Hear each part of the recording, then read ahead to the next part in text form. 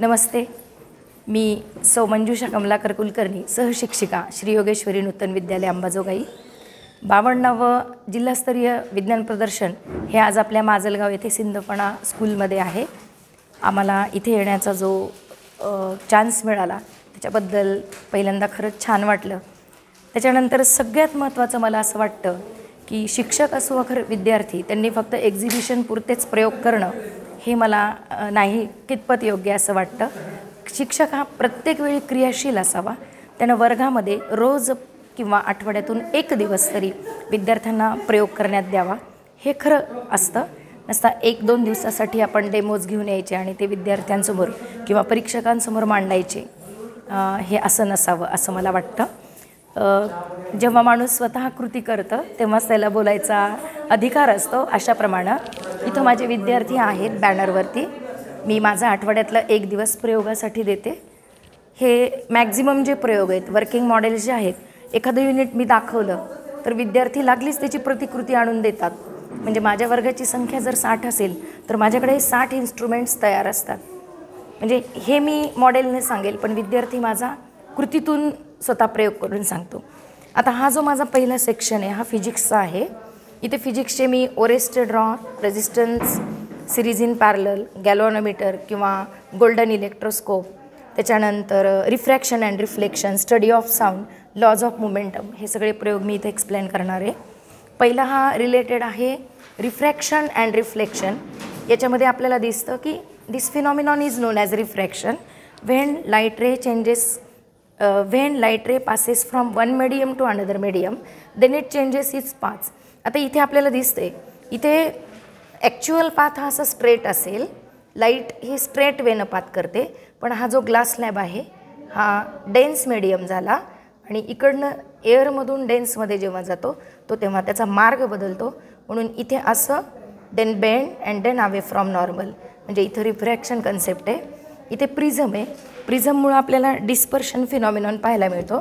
आता dispersion is nothing but the formation of rainbow and this is known as spectra. This is known as spectra. आता spectra काय असतो? 7 कलरचा band जो असतो त्याला आपण स्पेक्ट्रा म्हणतो. इथे आपल्याला क्रिएट व्हायला दिसते. हा इन्क्लाइन पोझिशननी आपण करेक्ट टाकला, इथे दिसतोय रेड व्हायोलेट वगैरे तो सिक्वेन्स आहे तो पण दिसतोय. इथे अँगल्स किंवा लॉज ऑफ रिफ्लेक्शन फिगर दाखवलेली आहे. आता सगळ्यात महत्त्वाचं काय की आपण मुलांना सांगतो की कॉन्व्हर्जन आणि डायव्हर्जन्स म्हणजे काय. मुलांना सांगण्यापेक्षा कॉन्व्हर्जन आणि डायव्हर्जन्स आपण अगदी सोप्या पद्धतीनं सांगू शकतो. For example these are incident ray. Incident ray जर हे असतील आणि हा जर मिरर आपण जर असा घेतला तर हा कॉन्व्हेक्स मिरर आहे. That's why this is known as divergence. म्हणजे हे डायव्हर्जन्स झालेले रेज त्याच्याऐवजी आपण जर असा केला दिस इज नोन ॲज कॉन्व्हर्जन्स. आणि हा मिरर आहे कॉन्केव. ओके, त्याच्यामुळे आपले ह्या कन्सेप्ट्स क्लिअर होतात. त्याच्यानंतर इथे मी टाईप्स ऑफ लेन्स, मिरर वगैरे सगळं आणलेलं आहे.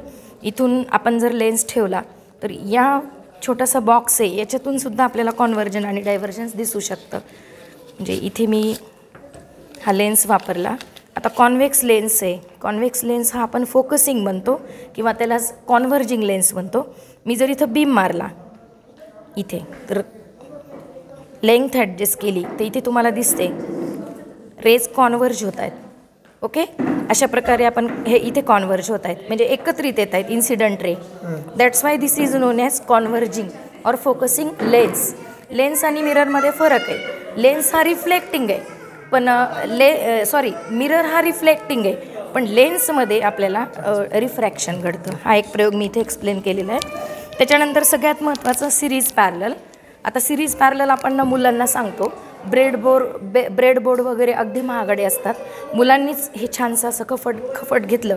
ही पॅरलल कॉम्बिनेशन आहे आणि ही सिरीज कॉम्बिनेशन आहे. आता सिरीजमधले LED नक्कीच डीम लागायला पाहिजेत कारण रेजिस्टन्स वाढतो आणि म्हणजेच अपोजिंग जो पॉवर आहे ती वाढते इलेक्ट्रिक फ्लोला अपोज करण्याची. तर इथं जर आपण केलं तर तुम्हाला लक्षात येईल की डीम आणि हे कोणतं लागतं त्याच्यावरून आपण सिरीज आणि पॅरलल कॉम्बिनेशन एक्सप्लेन करू शकतो. स्वस्तात आणि छान किट होतं हे तुम्ही ऑब्झर्व करू शकता. दोन्ही ह्याच्यामध्ये डिमनेस आणि हा पॅरलल आहे, हा ब्राईट लागला आहे. म्हणजे ही पॅरलल कॉम्बिनेशन आहे आणि ही सिरीज कॉम्बिनेशन आहे. ठीक आहे. त्याच्यानंतर हा आहे ओरेस्टेड लॉ. आता ओरेस्टेड लॉ काय सांगतो, due to electric current there is a production of magnetism. Okay. आता इथे ही मॅग्नेटिक निडल आहे, ही मॅग्नेटिक निडल आहे, ही जर आपण अशी ठेवली तर एरवी ती नॉर्थ साऊथ अशी स्टेडी असते. नॉर्थ साऊथ थोडं हे झाल्यावर बघूयात आपण. नॉर्थ स्टेबल होईल. पण आपण जेव्हा याच्याद्वारे ह्याला कनेक्शन्स दिले की हा जो आहे this acts as a good conductor, किंवा हा इलेक्ट्रिक करंट इथे येतो and it converts in to magnetic field. म्हणजे ही जी निडल आहे ती डिफ्लेक्ट व्हायला लागते. कनेक्शन इंटरचेंज केले ती तिची डायरेक्शन बदलेल, म्हणजे एकदा क्लॉकवाईज आणि अँटी क्लॉकवाईज. म्हणजे आपल्याला काय माहिती की एकदा एस पोल क्रिएट होईल, एकदा एन पोल क्रिएट होईल. आणि हाच प्रयोग लागली विद्यार्थी आपल्याला याच्यातून दाखवतात. म्हणजे करंट तयार झाला आहे, गॅल्व्हॅनोमीटर डिफ्लेक्ट होईल, ते पण आपल्याला इथं दाखवता येतं. त्याच्यानंतर हे वेवचं आहे. आता वरची वेव जी आहे ही this is transverse wave, crests and troughs formation होते आणि इथे alternate C R compression and rarefactions तयार होतात. मग याच्यावरून मुलांनी हे एक स्ट्रॉच्या साह्यानं हे आपण मॉडेल करू शकतो की ही वेव म्हणून ॲक्ट होते. आता याला जर्क दिला विद्यार्थ्यांनी, वेव होते आणि यालाच आपण ट्विस्ट केलं, क्रिस्टँट्रॉफ. म्हणजे हे मुलं क्रिएटिव्हिटीनं करू शकतात. आपण जर आपल्यापासलं साहित्य वापरलं तर मुलं त्याचं स्वतः साहित्य तयार करू शकतात. इथं सिम्पली मी अट्रॅक्शन आणि रिपल्शन दाखवले. आता हे दोन मॅग्नेट अट्रॅक्ट व्हायलेत म्हणजे नक्कीच हे अपोजिट पोल आहेत, अपोजिट पोलचे आहेत. इथे बघू आपण. आता हा एक मॅग्नेट आहे, हा रिपेल करतोय म्हणजे हे अपोजिट पोलचे आहेत, हे रिपल्शन व्हायले. आणि जेव्हा अट्रॅक्शन होईल, रिपल्शन व्हायले, सेम पोल असल्यामुळं अपोजिट जर पोल असतील तर ते नक्की काय करतील, अट्रॅक्ट करतील. आपण बघू. आपण याला रिपेल करतोय म्हणजे हे पण काय आहेत, सेम पोल आहेत. याचं आपल्याला चेंज करावं लागेल एखादा मॅग्नेटची, तेव्हा तो अट्रॅक्शन दाखवेल, अट्रॅक्शन रिपल्शन. ते बाहेर काढ रे बाळा, ते सगळे बाहेर काढ. चुंबक क्षण आहे माझा. सगळ्यात महत्त्वाचं म्हणजे सोडियम. आपण म्हणतो की मेटल्स अँड नॉन मेटल्स. मेटल्समध्ये सोडियम, मॅग्नेशियम, ॲल्युमिनियम. आता सगळ्यात महत्त्वाचं सोडियम हा खूप विषारी, हॅझार्डस किंवा हायग्रोस्कोपिक असतो.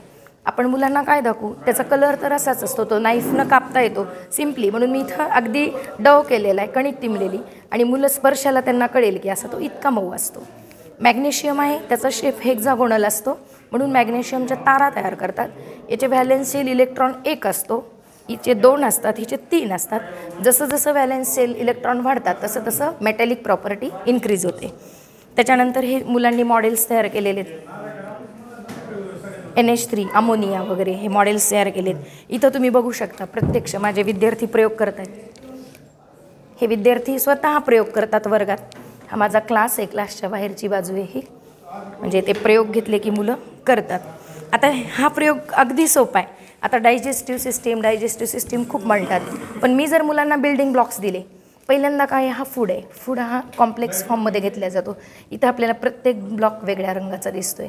मुलं काय करतील, मग हे ब्लॉक्स वेगळे करतील. म्हणजे इथं डायजेशन व्हायले, complex food converts in to simplest form. आणि नंतर झालं ॲसिमिलेशन. आता ॲसिमिलेशनमध्ये आपण ह्याला फायबर म्हणूया, ह्याला फॅट्स म्हणूया, ह्याला मिनरल्स म्हणूया, ह्याला अजून काही बाकीचे जे शुगर वगैरे आहेत. म्हणजे इथं सिंथेसिस झालं. इथं फूड, डायजेशन आणि सिंथेसिस अगदी मुलं छान प्रकारे सांगतात. आता इथे काय, इथं मी एनर्जी फ्लो एक्सप्लेन करायचा प्रयत्न केला आहे. एनर्जी फ्लो कशी होते, पहिल्यांदा सनसाठी मी हा मार्बल्स वापरल्यात, प्लांट, डिअर, टायगर, डिकम्पोजर्स. आता सननी जर घेतल्या, सनची एनर्जी प्लांटला मिळेल म्हणून मी याच्यात ह्या गोट्या टाकणार. आता प्लांट आणि सन ही एनर्जी इथपर्यंत आली. प्लांटला कोण खातं, डिअर खातो म्हणून याच्यात गोट्या जाणार, पण याच्यात सनच्या जेवढ्या गेल्यात, आता समजा 6 आहेत, त्याच्यापेक्षा मात्र कमी जातील कारण सनची एनर्जी पर्क्युलेट झाली. त्याच्यानंतर हे जे आहे, आता हा आहे डिअरला मात्र टायगर खाईल. म्हणजे डिअरला काय मिळेल, हरिण पण मिळेल, प्लांट पण मिळेल आणि सनची एनर्जी थोडी मिळेल. आणि सगळ्यात शेवटी काय होईल, हे जे विघटक आहेत किंवा डिकम्पोजर्स, त्यांना फक्त डेड ॲनिमल्स मिळतील. आणि फार तर प्लांटचा थोडासा भाग मिळेल. असं मी अगदी सोप्या गोष्टीतून माझे प्रयोग सांगण्याचा प्रयत्न केलेला आहे. आणि हे सगळं वर्किंग आहे. होममेड प्रॉडक्ट्स केले ॲसिडिक बेसिकसाठी. मी याच्यात पालकचा ज्यूस घेतला आहे जो की ॲसिडिक इन नेचर. मुलं छानपैकी घरून सांगितलं तर स्पर्धा लागते की मी आणतो पालक ज्यूस. त्याच्यानंतर मी टोमॅटो ज्यूस वापरला आहे. म्हणजे आपल्या किचनमध्ये जे सायन्स आहे ते दाखवायचा प्रयत्न केला आहे. टोमॅटो ज्यूस आहे. लेमन तर कॉमनच असतं. टोमॅटो ज्यूस आहे. त्याच्यानंतर हा एरिएटेड ड्रिंक, हा ॲसिडिक असतो. ह्याची जरी टेस्ट घेतली आपण pH 1 to 7 येईल. त्याच्यानंतर हा सोडियम बायकार्बोनेट बेकिंग सोडा, हा बेसिक असेल. याचा 7 to 14 येईल. आणि हे सगळे होममेड आहेत. हे मजेशीर प्रयोग विद्यार्थी स्वतः घरी तयार करू शकतात. त्याच्यानंतर हे होप्स ॲपॅरेटस आहे. अनॉमलस बिहेवियर ऑफ वॉटर एक्सप्लेन करण्यासाठी, की मराठीत आपण म्हणतो पाण्याचं विसंगत आचरण.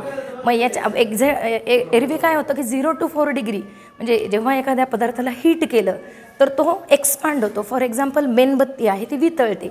पण पाण्याचं वागणं कसं आहे 0 to 4 डिग्री. आपण टेम्परेचर वाढवते पण ते बर्फ व्हायला आहे. त्याचा सॉलिड स्टेट म्हणून नाही, आपण त्याच्या व्हॉल्यूमबद्दल बोलूयात.